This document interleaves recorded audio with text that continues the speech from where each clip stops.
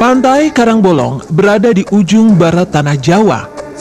Konon pada masa pemerintahan Kesultanan Banten, Pantai Karangbolong dulunya bernama Pantai Karangsuraga.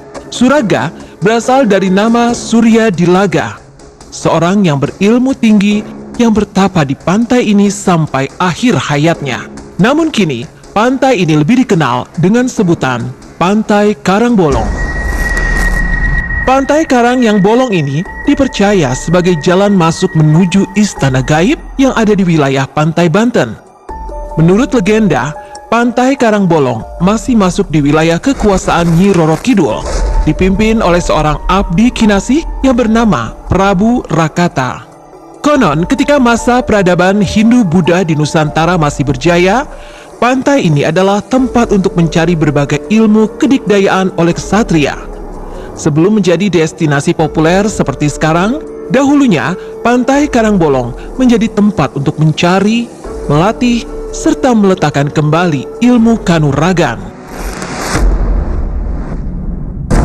Di Pantai Karangbolong juga terkenal dengan mitos Jenglot Batara Karang. Konon ribuan tahun lalu, Pantai Karangbolong dipercaya sebagai tempat untuk mendapatkan suatu ilmu ajian tingkat tinggi yang disebut dengan ilmu Batara Karang. Konon, Batara Karang adalah ilmu yang dapat membuat siapapun yang mampu menguasainya menjadi abadi dan kebal dari segala macam senjata. Tetapi dipercaya akan ada konsekuensi besar jika mengikuti ritual ini. Konon, siapapun yang menjalankan ilmu Batara Karang, jasadnya tak diterima bumi hingga tubuh mulai menyusut. Secara perlahan, tubuh kaku tersebut akan menyusut menjadi kecil, kering, dan keriput. Meski demikian, rambut dan kuku tetap bisa tumbuh hingga memanjang. Pada fase inilah, mereka telah menjelma menjadi jenglot yang selama ini dikenal. Oleh dunia perdukunan, jenglot biasanya digunakan untuk penjagaan harta. Misteri di lubang gua ternyata belum diketahui luas oleh masyarakat sekitar. Konon, lubang gua kecil sebagai tempat memanggil jin.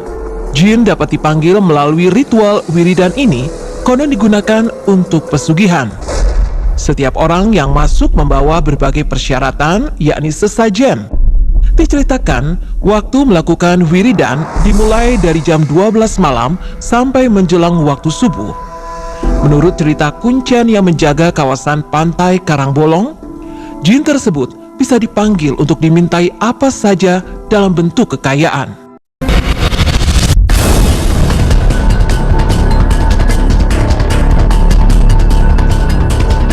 Bagi sebagian besar masyarakat Kota Blitar, Jolo Sutro merupakan pantai yang biasa dihubungkan dengan hal-hal mistis karena sering dijadikan sebagai lokasi atau tempat melakukan berbagai upacara ritual.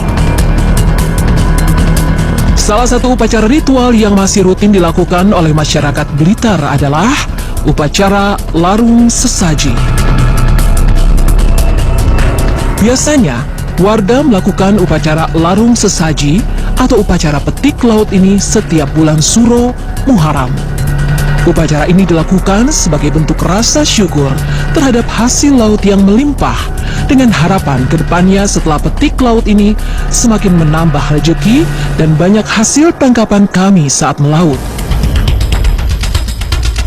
Kalau upacara larung sesaji merupakan salah satu ritual yang rutin dilakukan setiap tahunnya dan sudah banyak dikenal oleh kebanyakan warga Blitar, berbeda dengan ritual pesugihan yang dilakukan oleh orang-orang memiliki kepentingan tertentu.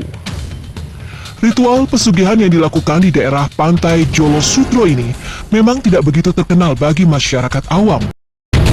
Namun bagi para pencari pesugihan, pantai ini sudah tidak asing lagi.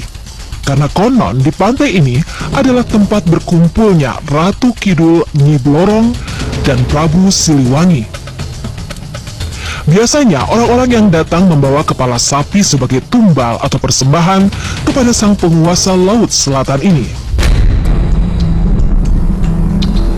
Diceritakan oleh sang juru kunci Jolo Sutro bahwa pada malam-malam tertentu, sosok gaib ini akan menarik kekayaan dari dasar laut, di mana sumbernya konon berasal dari alam gaib. Jika kita menengok sejarah Indonesia, Indonesia yang dahulunya terdiri dari berbagai kerajaan, Laut Selatan merupakan jalur laut pada masa tersebut untuk mengangkut berbagai kekayaan dari satu daerah ke daerah lain. Pada masa itu juga seringkali terjadi peperangan di laut, sehingga tidak sedikit kapal-kapal kerajaan masa lalu yang membawa harta kekayaan yang tenggelam di dasar Laut Selatan ini. Menurut keterangan dari masyarakat setempat, di laut pantai Jolo Sutro ini seringkali terjadi tragedi yang sangat mengenaskan, seperti hilangnya orang-orang yang sedang melakukan berbagai ritual yang ditujukan untuk mengalap berkah atau mencari kekayaan dari penguasa gaib Segoro Kidul.